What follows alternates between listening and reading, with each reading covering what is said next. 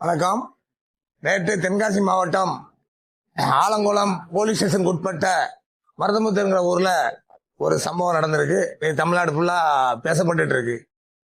என்ன அப்படின்னா, ஒரு பனை தொழிலாளி மணிகண்டனுங்கிற ஒரு பனை தொழிலாளி, ஒரு ஏழை பனை தொழிலாளி வந்து தனது தோட்டத்துல பயணி இறக்கி தொழில் பண்ணிட்டு இருந்த ஒரு பனை தொழிலாளிய நீ கல் இறக்குற அப்படிங்கிற ஒரு குற்றச்சாட்டை வச்சு அவர்கிட்ட போய் கல்லை இறக்கி, நீ கல்லா பையனை இறக்கி காமி அப்படின்னு சொல்லி அவர்கிட்ட வந்து பேசும்போது நடந்த சின்ன வாக்குவாதத்துல அந்த போலீஸ் அதிகாரி வந்து சாதி பேரை குறிப்பிட்டு அவரை ரொம்ப மட்டமா பேசினதுனால அது கை கலப்பா மாறி அந்த அந்த சூழ்நிலையில அவருக்கு கொஞ்சம் ரத்தம் வந்து அது ஒரு கலவரமா மாறிடுது அப்படிங்கறது அங்க இருந்து நடந்த தகவல்.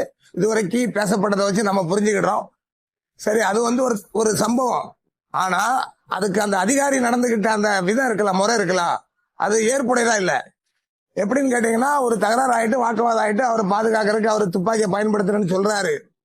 ஒரு ரவுண்டுல சுட்டுனாலே அந்த 3 பேர் இருந்திருக்காங்க, அவர் மடக்கி பிடிச்சிருக்கலாம், அல்லது காலில் ஒரு ரவுண்டை சுட்டுட்டு நிப்பாட்டி இருக்கலாம். அப்படி சுடுறதை நியாயப்படுத்தினா 5 ரவுண்டு 4 ரவுண்டு சுடுறதுக்கு தேவை ஏன் பட்டுச்சு? 2 காலில் 2 நேரத்தோடு ஏன் தேவைப்பட்டுச்சு?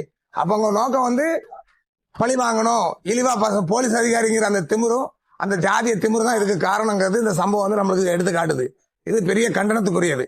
அடுத்தாப்புல என்னன்னா, கல்லு இறக்குறது பெரிய குற்றம் அப்படின்னு அவங்க கோடிடுறாங்க. அரசு வந்து கல்லை வந்து ஒரு மது பொருளா காமிக்குது. அட மானங்கிட்ட பயிலா, அரசே சாராய கடை திறந்து டாஸ்மார்க்கிற பேர்ல முக்கா வியாபாரம் பண்ணிட்டு அவ்வளவு துணி இல்லாம ரோட்ல விழுந்து கிடக்கான்.